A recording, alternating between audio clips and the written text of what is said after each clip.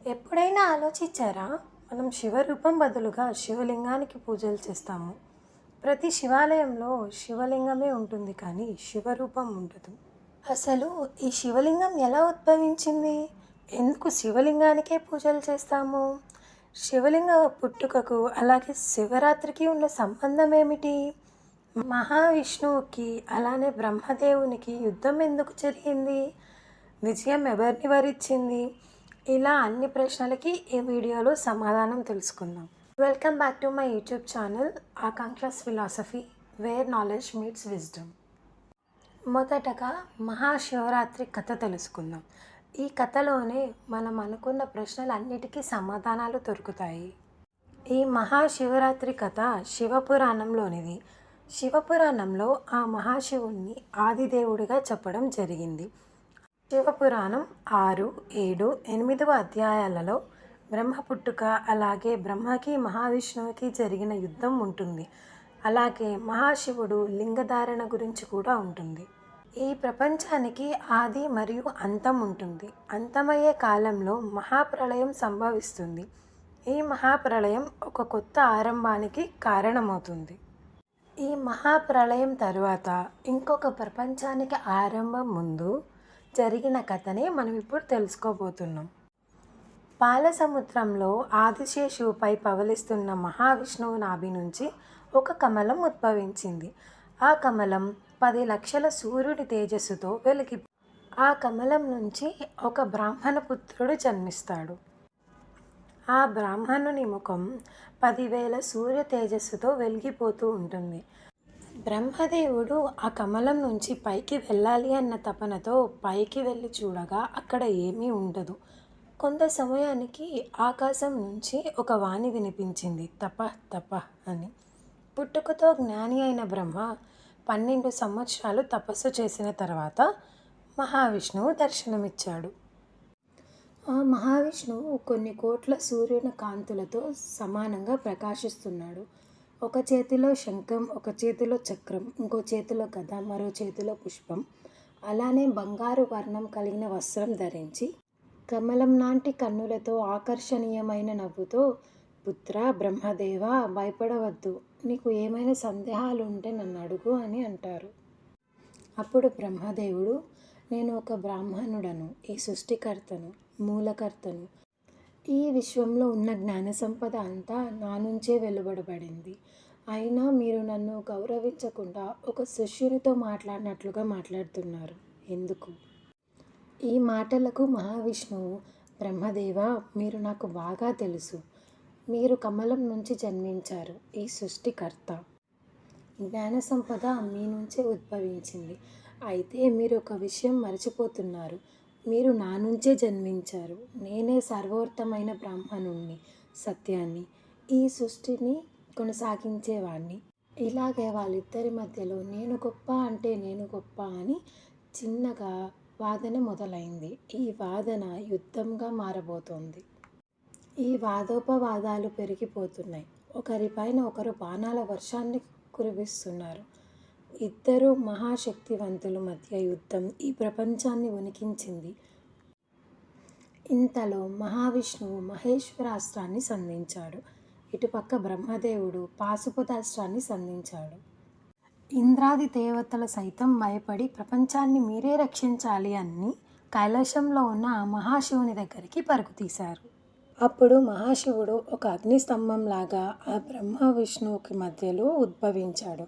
మహావిష్ణువు సంధించిన మహేశ్వరాస్త్రం, అలానే బ్రహ్మదేవుడు సంధించిన పాశుపతాస్త్రం, ఈ రెండు అగ్నిస్తంభంలోకి దూసుకుపోయి మాయమైపోయాయి. బ్రహ్మదేవుడు అలానే ఆ మహావిష్ణువు ఆ అగ్నిస్తంభం చూసి ఒక నిమిషం సందిగ్ధంలో పడ్డారు. అసలు ఈ అగ్నిస్తంభం ఏమిటి? దీనిని ఎవరు ఇక్కడ పెట్టారు? అసలు ఈ స్తంభానికి ఆది ఏమిటి? అంతం ఎక్కడ ఉంది? ఇలాంటి మరిన్ని ప్రశ్నలతో వారి మనసులు ఉన్నాయి. యుద్ధంలో గెలుపు నిర్ణయించుకోలేకున్నాం కాబట్టి ఇద్దరు ఒక నిర్ణయానికి వచ్చారు. ఎవరైతే ఆది లేక అంతం కనుక్కుంటారో వాళ్ళే గొప్ప అని. మాట ప్రకారం బ్రహ్మదేవుడు హంసరూపం ధరించి అంతం కనుక్కోవాలని పైకి వెళ్ళారు. అలాగే మహావిష్ణువు ఆది ఎక్కడో కనుక్కోవాలని వరాహ రూపం ధరించి కిందకి వెళ్ళారు. చాలా సమయం గడిచింది, కానీ ఇద్దరికీ ఏమీ దొరకలేదు. ఆ మహావిష్ణువుకు ఎంత ప్రయత్నించినా మొదలు కనపడడం లేదు. దానితో నిరాశపడి వెనక్కి తిరిగి యథార్థ స్థానానికి వచ్చేశారు. బ్రహ్మదేవునకు మార్గమధ్యంలో గోమాత అలాగే కేతకీ పుష్పం కనిపించాయి. ఎంతకీ అగ్నిస్తంభం యొక్క అంతం కనపడకపోవడంతో అబద్ధం ఆడుదామని గోమాతతో అలానే కేతకీ పుష్పంతో పొత్తు కుదుర్చుకుంటాడు. బ్రహ్మదేవుడు, గోమాత మరియు కేతకీ పుష్పం ముగ్గురు తిరిగి మహావిష్ణువు దగ్గరికి వస్తారు. బ్రహ్మదేవుడు తను అగ్ని స్తంభం యొక్క అంతాన్ని చూశానని, కావాలంటే కేతకీ పుష్పాన్ని అలానే గోమాతని అడగమని మహావిష్ణువుతో అంటాడు. గోమాతని అడగగా తను మూతితో అంగీకరించినట్లుగా తలని ఊపుతుంది. అలాగే తన తోకతో అంగీకరించినట్లుగా తోకని ఊపుతుంది. కేతకీ పుష్పాన్ని అడగగా బ్రహ్మదేవుడు చూశారు అని అబద్ధం ఆడుతుంది. ఇంతకీ కొన్ని కోట్ల సూర్యకాంతితో అగ్నిస్తంభంలోంచి ఆ మహాశివుడు బయటికి వస్తాడు. మహాశివుణ్ణి చూసిన మహావిష్ణువు, ప్రభు ఇది మీరేనా? మీరు అని తెలియక వంతులాడాను. మీకు ఆది అంతం లేదు అని నాకు తెలుసు, కాబట్టి నన్ను క్షమించండి అని అన్నారు. అప్పుడు శివుడు, ఓ శ్రీహరి, నాకు నీ మీద ఎలాంటి కోపం లేదు మరియు గర్వంగా ఉంది. నీవు మొదలు చూడలేకపోయావు కాబట్టి సత్యంగా నిజాయితీగా చూడలేదు అని చెప్పి సత్యానికి కట్టుబడి ఉన్నావు కాబట్టి నేను నిన్ను ఆశీర్వదిస్తున్నాను. మానవ లోకంలో మానవ శైలిలో నాకు ఎలా అయితే పూజలు జరుగుతాయో అలానే నీకు కూడా జరుగుతాయి. మానవ లోకంలో నీకు కూడా నా సరి సమానంగా దేవాలయాలు ఉంటాయి. నీకు కూడా నిత్యం పూజలు, అభిషేకాలు, వ్రతాలతో వెలుగుతావు అని ఆశీర్వదిస్తారు. మరోపక్క బ్రహ్మదేవుని అహంకారం పోగొట్టాలి అని అనుకున్న మహాశివుడు తన కనుబొమ్మల మధ్యలో నుంచి కాలభైరవునికి జన్మనిచ్చాడు. యుద్ధరంగంలో ప్రస్తుతమైన కాలభైరవుడు తనకి ఆదేశాలను ఇవ్వమని ఆ మహాశివుణ్ణి కోరెను. అప్పుడు మహాశివుడు, ఇదిగో బ్రహ్మదేవుడు మహాజ్ఞాని, ఇంత జ్ఞాని అయినా ఆ బ్రహ్మకి అహంకారంగా వ్యవహరించి అసత్యాన్ని పలికారు. కావున నీవు ఆ బ్రహ్మదేవునికి ఉన్న 5వ తలని సంహరించు అని ఆదేశం ఇచ్చాను. ఆ మహాశివుడు ఇచ్చిన ఆదేశంతో కాలభైరవుడు బ్రహ్మకి ఉన్న 5వ తలను నరికివేసెను. అప్పుడు మహాశివుడు, మొదటి స్థానంలో ఉండాలి అన్న నీ కోరిక తప్పు, కానీ దానికోసం అసత్యం పలకడం, ఒకరిని నీ మాటలతో అదుపు చేయాలి అన్న నీ ఆలోచన తప్పు. అందుకే నీకు ఈ శిక్ష పడింది.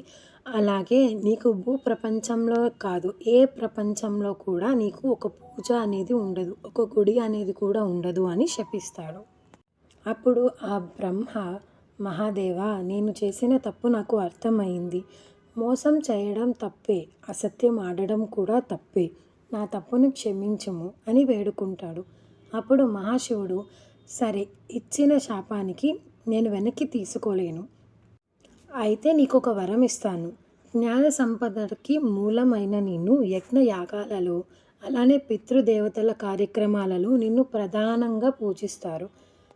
ఈ పనులలో, ఈ పూజలలో నిన్ను పూజించకుండా చేసే పని పూర్తి కాదు అని వరమిస్తారు.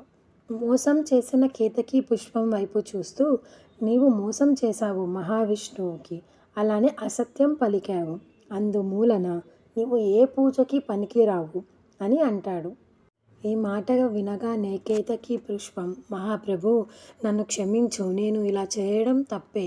నేను పూజలో లేకపోతే నా జాతికి విలువ ఉండదు, నా జన్మకి అర్థం ఉండవు. సరే, అయితే నీవు నీ తప్పు తెలుసుకున్నావు కాబట్టి నువ్వు శివ పూజలో శివలింగం పైన ఉండకూడదు.